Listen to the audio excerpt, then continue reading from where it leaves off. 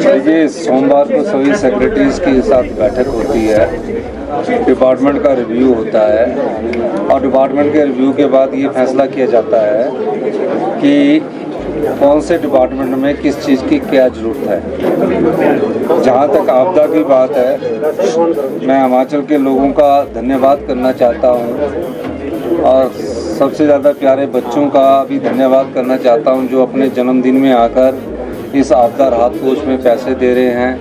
सरकारी कर्मचारी का बहुत बड़ा योगदान हमें आपदा राहत कोष में मिल रहा है और आपदा राहत कोष में जो विपदा आई है उसमें आपदा राहत कोष में लोगों ने बढ़ चढ़कर दान कर रहे हैं।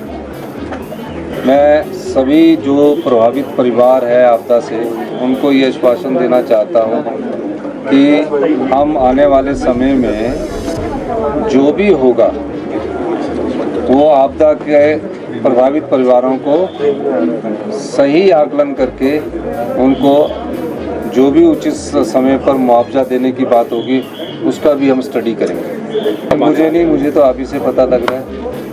प्रश्न बताया था नहीं, मुझे अभी आप ही ने बताया, मेरे को अभी पता नहीं है। आपदा को लेकर केंद्र से कोई अभी तक राहत राशि? देखिए, हमने तो कहा कि इसको नेशनल राष्ट्रीय आपदा घोषित किया जाए।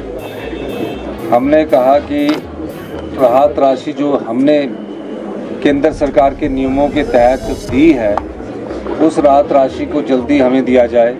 तो अभी जो दूसरी टीम आई है उसकी रिपोर्ट सबमिट होने की बात कह रही है, लेकिन हमें आपदा में अपने सोर्सेज से, चाहे वो बागवानों का सेब पहुंचाने की बात है, चाहे किसान की फसल को जो फसलें हैं, सब्जियां हैं, उनको मंडियों तक पहुंचाने की बात है, हम उसमें सफल हुए हैं।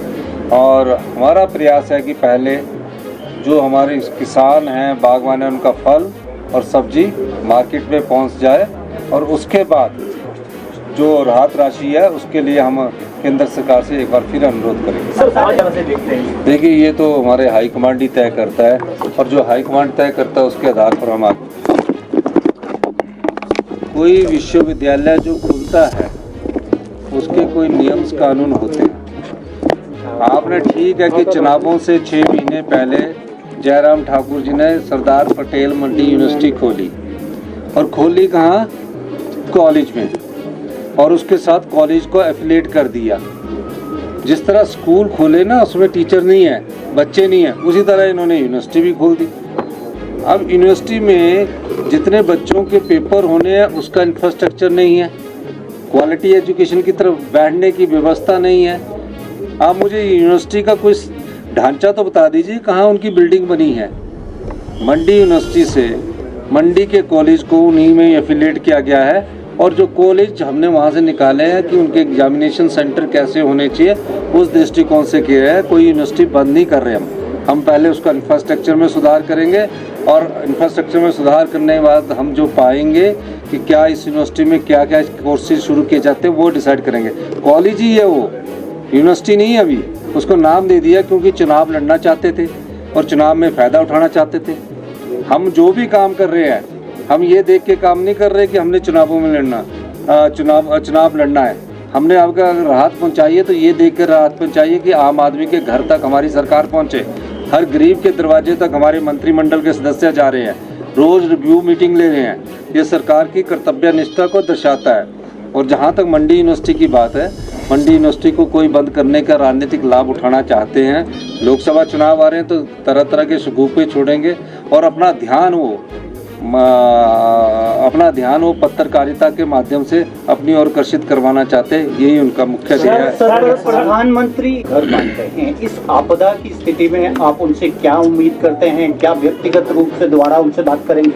देखिए, अभी तो हम इनसे निपटने के बाद प्रधानमंत्री जी से बात करने की जरूरत होगी, प्रधानमंत्री जी से बात करेंगे, गृह मंत्री जी से बात करने की जरूरत होगी, गृह मंत्री जी से बात करेंगे। आपको क्लैरिफिकेशन कर देना चाहता हूँ, जो सवाल इन्होंने पूछा है, जब हम 8 महीने पहले सत्ता में आए 75,000 करोड़ का कर्जा हिमाचल प्रदेश पर चढ़ा हुआ था। आप सब पत्रकार बंधु और सब आम नागरिकों पर 94,000 रुपये का कर्जा चढ़ा हुआ है। 10,000 करोड़ रुपए की सरकारी कर्मचारियों का वेतन तो लागू कर दिया, लेकिन उनकी देनदारियां नहीं दी, तो 85,000 करोड़ रुपये ये हो गया। उसके बाद भी हमारी आर्थिक तंगी के बाद हमने सरकारी कर्मचारी और अधिकारियों को ओल्ड पेंशन स्कीम दी, उसमें हमने फाइनेंस नहीं देखा, उसमें उनका हमने देखा है कि वृद्धावस्था में सामाजिक दृष्टिकोण अपनाया है। उसके बाद आपदा आई, आपदा में हमें राहत नहीं मिली, लेकिन पूरी सड़कें हमने खोल कर रखी, पूरी पानी की योजनाओं को हमने चालू करके रखा, 75,000 टूरिस्टों को यहाँ से निकाला। अब 12,000 करोड़ रुपए का हिमाचल प्रदेश को नुकसान है। मैं सभी से कहना चाहता हूँ, हिमाचल प्रदेश को अपने पैरों पर खड़ा होना पड़ेगा, हिमाचल प्रदेश को आत्मनिर्भर बनाना पड़ेगा।